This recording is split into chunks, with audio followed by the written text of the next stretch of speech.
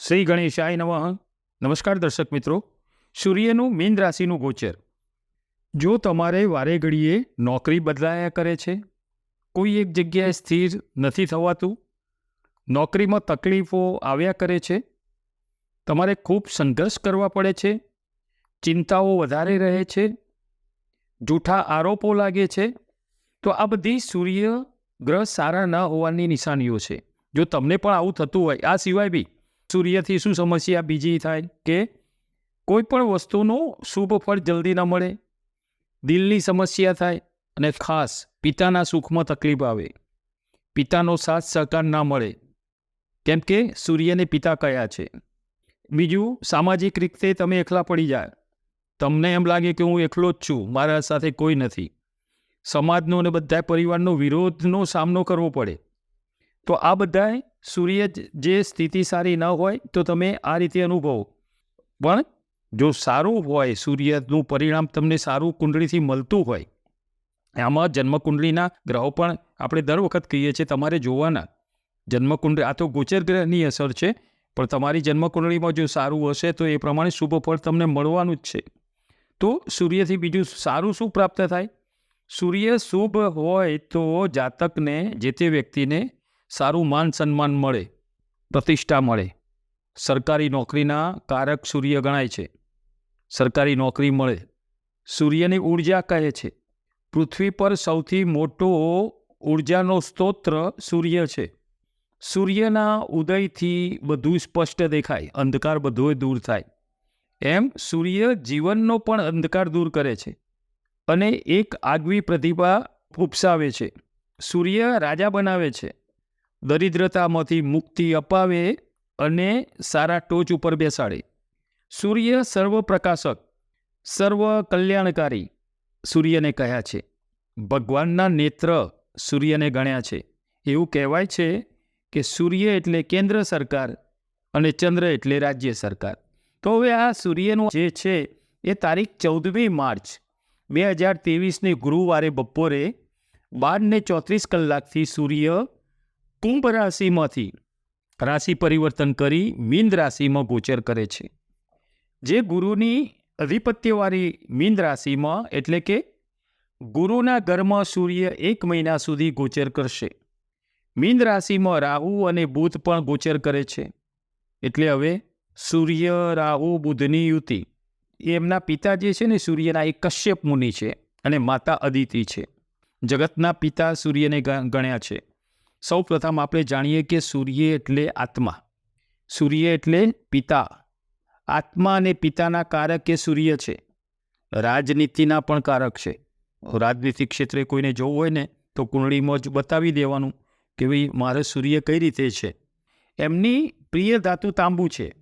સૂર્યની અધિપત્યવાળી રાશિ છે એ સિંહ છે. સૂર્ય સિંહ રાશિમાં અધિપત્ય ધરાવે છે. સૂર્ય મેષ રાશિમાં ઉચ્ચના ગણાય છે. અને ઉચ્ચનો ગ્રહ હોય ને કોઈ બી, એ 100% ફળ આપે. 1% બી ઓછું નહીં, 100% ફળ એનું શુભ મળે. અને તુલા રાશિમાં આમને આ ગ્રહને નીચેના ગણ્યા છે. શનિથી ઉલટું, શનિ જે છે ને એ મેષમાં નીચેના ગણાય છે અને તુલામાં ઉચ્ચના ગણાય છે, જ્યારે સૂર્યમાં આ રીતે છે. સૂર્ય અને ચંદ્ર, સૂર્ય એટલે પિતા અને ચંદ્ર એટલે માતા. એટલે માતા અને પિતાનું સુખ પણ સૂર્ય અને ચંદ્રથી જોવાય. એમાં પણ પિતાનું ખાસ જે છે એ સૂર્યથી તમે, એ સિવાય સૂર્ય એટલે પિતૃઓની આત્મા પણ ગણી છે. પિતૃદોષ ને એ બધું હોય ને એ સૂર્યથી નક્કી થતું હોય છે કે ભાઈ પિતૃઓની કેવી રીતે તમારા ઉપર કૃપા દ્રષ્ટિ છે. સનાતન ધર્મમાં હિન્દુ પંચાંગથી ગણતરી જે છે, ગણના જે થાય એ સૂર્ય ચંદ્રની ચાલ ઉપર હોય છે. સૂર્ય અને ચંદ્રની ચાલ સીધી હોય છે, વક્રી થતા નથી, અને રાહુ કેતુ માર્ગી થતા નથી. બીજા ગ્રહો વક્રી અને માર્ગી બંને થાય છે, જ્યારે સૂર્ય અને ચંદ્ર એ કોઈ દાડો વક્રી થતા નથી. રાશિનું વિભાજન ચંદ્ર અને સૂર્યના આધાર ઉપર થાય છે કે આ રાશિ મેષથી બદલાઈને આ રાશિ થઈ, બીજી રાશિ થઈ, એ સૂર્યચંદ્રના આધાર ઉપર. સૂર્ય એક રાશિથી ફરીને પાછી એ જ રાશિ પર આવે ત્યારે એક સૌર વર્ષ કહેવાય છે. અને તે એક સૌર વર્ષમાં 12 રાશિ આવે છે. ગુરુના પરમ મિત્ર છે સૂર્ય. ગુરુ એટલે જીવ અને સૂર્ય એટલે આત્મા. તો આપણે આ સૂર્યની જે રાશિ પરિવર્તન છે એના વિશે હવે આપણે જોઈએ. મેષ રાશિ માટે અક્ષર અલઈ.